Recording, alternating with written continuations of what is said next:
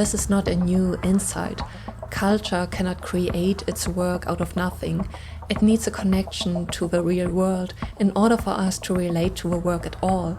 The criticism is whether it can create anything original at all if we are constantly confronted with the same themes. Even though it's been a while since the first season of Arcane, some of you may remember the story of Jinx and Vi, how they loved each other dearly in the beginning and yet had to fight each other in the end. But that is only the main story of Arcane.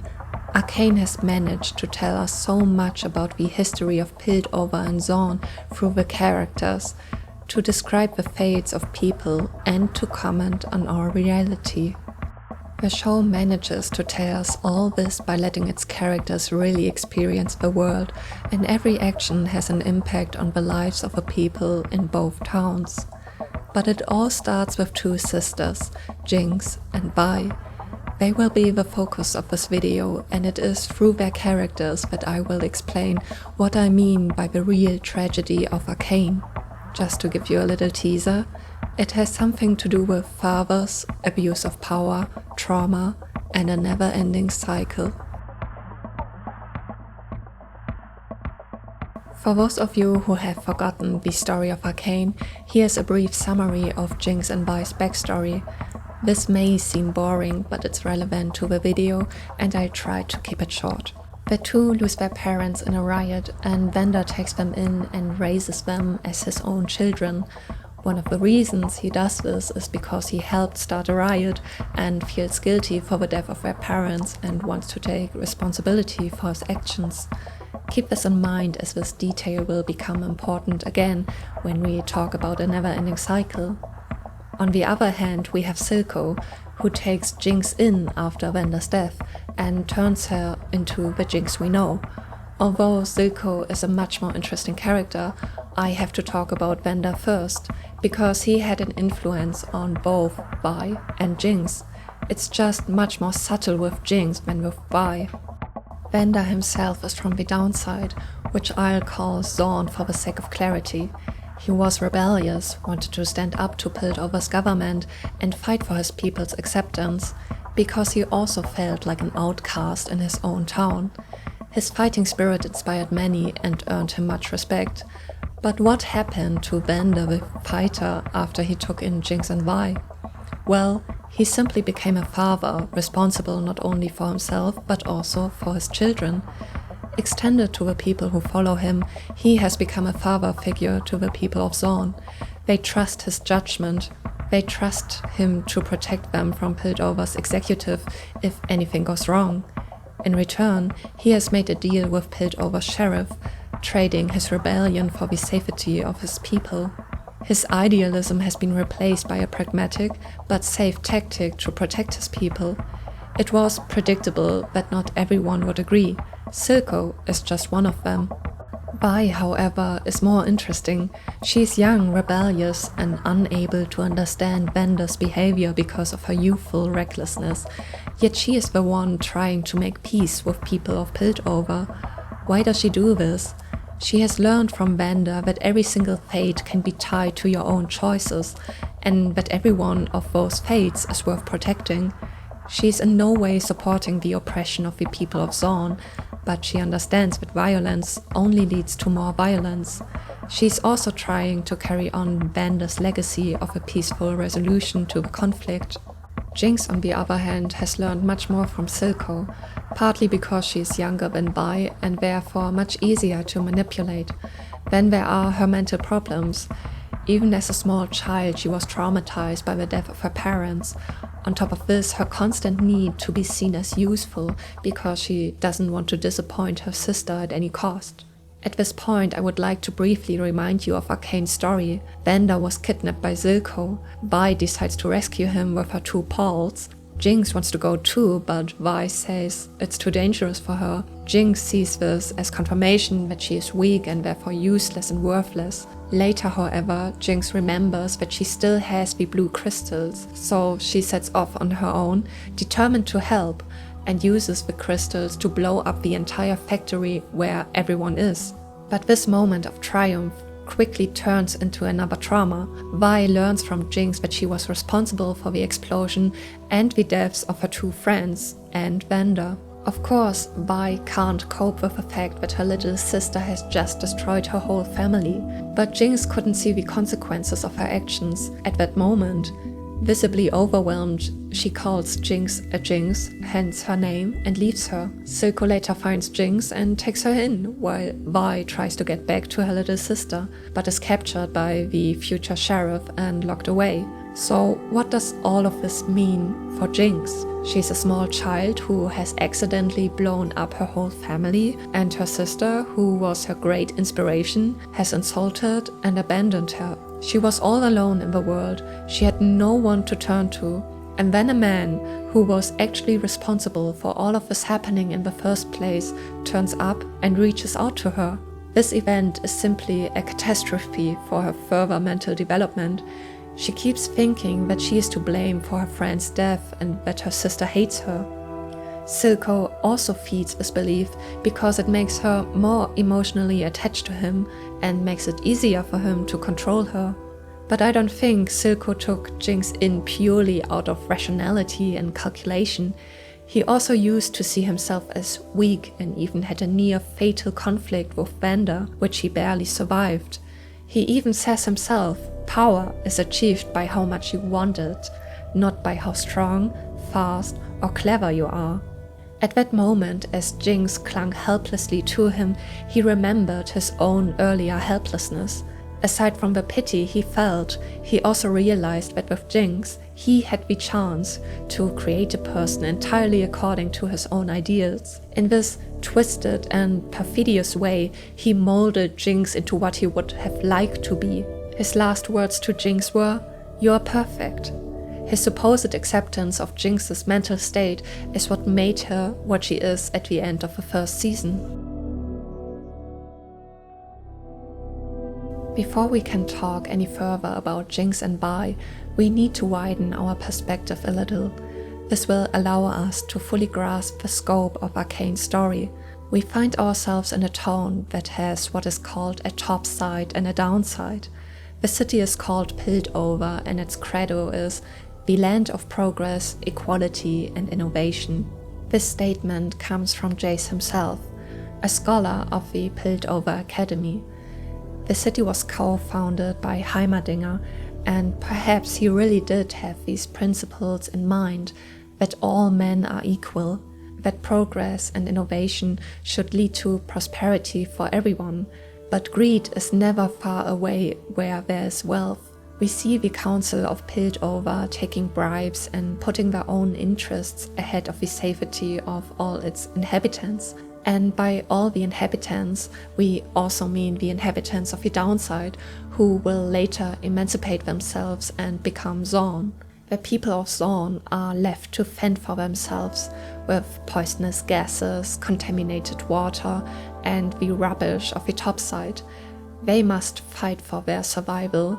Although they are supposedly part of the same city, they are the victims of discrimination and the perception of being outsiders. The people of the downside naturally yearn for a life of dignity and watch the people of the topside. Envy, jealousy, and hatred spread and poison the atmosphere between the two sides. They don't trust each other, insult each other, and wish for the other side's demise. Without them, our problems wouldn't exist. A city founded with initially noble motives is tearing itself apart. Greed, envy, and loss of control on both sides eventually pave the way for a violent conflict between Zaun and Piltover, with Jinx and Vi caught in the middle. Neither wants to fight the other, but they see no other way out, because where else can they go? I have said that both Piltover and Zaun suffer a considerable loss of control in the course of the story. This loss of control goes hand in hand with abuse of power and greed for profit. But let's start with Piltover. Piltover bases its economic prosperity on innovation and technological progress.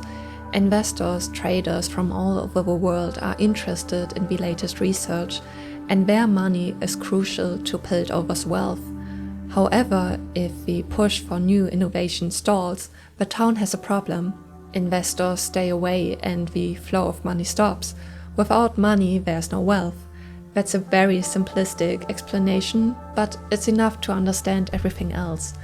The Piltover Council oversees all of the Academy's business activities and scientific innovations. Dangerous research from the Academy is usually eliminated quickly, unless it has enormous economic potential. This was the case with Jace, who used arcane crystals to build the hex gates, making magic commercially available and bringing enormous wealth to Piltover. Whoever controls the hex gates controls the main transport routes. But if the hex gates have to be shut down for security reasons, Piltover loses its monopoly and the flow of money comes to a halt. The council, however, loves its money and displays its personal wealth with extraordinary fervor. The golden accessories, fine clothes, and expensive wines are all part of a lavish lifestyle that can only be supported by a lot of money. This kind of overconsumption is characteristic of a society that has abandoned its moral boundaries and bases its actions solely on money. In theory, hextech was invented to improve the lives of ordinary people, more specifically to improve the lives of the people of Zaun. Victor is from there, and that has always been his goal. The same was true for Jace, who also came from a humble background, but when money and power got the better of him, he was quick to throw his principles out the window. As a result, the propagated progress only serves a small elite circle that indulges in overconsumption. Once again, ordinary people are left with nothing. As Piltover indulges in luxury, more and more of Zaun succumbed to the shimmer. After Silco took Vander's place in control of the people, he flooded the downside with shimmer. Many became addicted, and Silco gained a growing clientele. But he could not control this empire alone, so he gave a small, select circle, the Chem Barons, a piece of the action. Together with them, he controlled all of Zaun's operations and had created a mirror image of the Piltover Council. The Chem Barons are also driven by money and care little if they poison their own people, force children to work in the mines to extract shimmer, or if families are destroyed by the substance. The people of Piltover also profit from shimmer, at least some of them. Smuggling through the hex gates was only made possible by bribery. But what does all this have to do with abuse of power? In short, a small group of people in both Piltover and Zaun have the resources and political power to determine the fate of many. This small group could use their power to protect the people and use technological innovation to improve the standard of living for many. Instead, these individuals are fighting for a share of the profits, looking out for themselves, and risking the welfare of their people for their own wealth. Jinx and Vi are not the first siblings to fight because their ideals are no longer compatible. Although Silco and Vander are not blood relatives, Silco stresses the brotherly affection he felt for Vander before Vander attacked him. Vander's attack on Silco was traumatic and paved the way for Silco's later beliefs. Silco only survived because he found Vander's dagger and was able to defend himself with it. A weapon made him stronger than he actually was, while Vander only attacked Silco with his bare hands. The implication here is that Silco needs something to make him stronger than he is in order to overcome the oppressors from Piltover. This could be at least one reason why he has been pushing Shimmer's research. Remember that Silco and Vander both hated the oppression of the downside by the topside and wanted to change the system. They just had different ways of doing it. Vander through cooperation between the two sides and a peaceful approach, Silco through a violent uprising and emancipation from Piltover, which would create Zaun. Silco's responsibility for Vander's death now repeats the trauma for Jinx and Vi. Vi leaves Jinx because she's angry with her sister, and Jinx feels betrayed by Vi. Silco takes Jinx in and shapes her to his interests, while Vi continues to hold on to Vander's ideals. I mentioned in the chapter on father figures that Vander's feelings of guilt become relevant again later. Now we are at the point where that happens. Driven by her guilt for leaving Jinx, she tries to find her sister and make things right. Vander has also been trying to make amends out of guilt, although he obviously hasn't been able to make any. Vi is now in the same situation as Vander. She has left her sister and is now driven by her own guilt to make things right. But as the story progresses, she has to face the obvious. No matter what she does, things will never be the same. And so, once again, we have two siblings facing each other with hostility. With Jinx and Vi, Arcane succeeds not only in telling the story of two sisters, but also in providing a commentary on our own reality by exploring the real reasons for the conflict. On the surface, we have a story in which we can learn more about individual fates and sympathize with the characters on a very personal level. But when we step out of this perspective and realize the extent of the conflict and its causes, we realize that these are very real problems that we are also struggling with. This is not a new insight. Culture cannot create its work out of nothing. It needs a connection to the real world in order for us to relate to the work at all. The criticism is whether it can create anything original at all if we are constantly confronted with the same themes. The decisive factor here is no longer which themes are addressed, but how these themes are dealt with. The subject itself fades into the background, and the way in which the subject is dealt with becomes more relevant to the viewer. And if we find this approach to be imaginative, accessible, and realistic, then we are looking at a work that we consider to be good. Arcane may come from a fantasy world, but it deals with very real issues. On the one hand, we have the hypocritical nature of the council, which hides its own greed for profit behind ideas of progress, willfully neglecting the safety of its people. Our reality also has many examples of companies hiding the risks of their products or polluting our environment. We also have a Piltover and a Zaun, perhaps not in the artful ways depicted in Arcane, but they do exist. We've already worked out the principles and ideals of both cities, but we've only touched on the implications.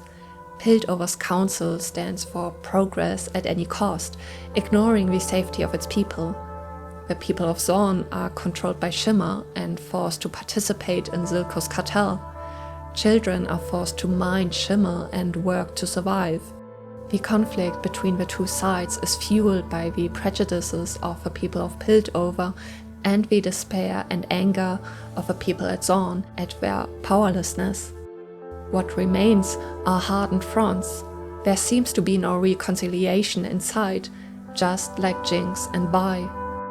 They were the only family they had left, and because of politics, they are forced to fight a battle that should not have been theirs. They are trapped in an eternal cycle where the only way out seems to be the destruction of one side.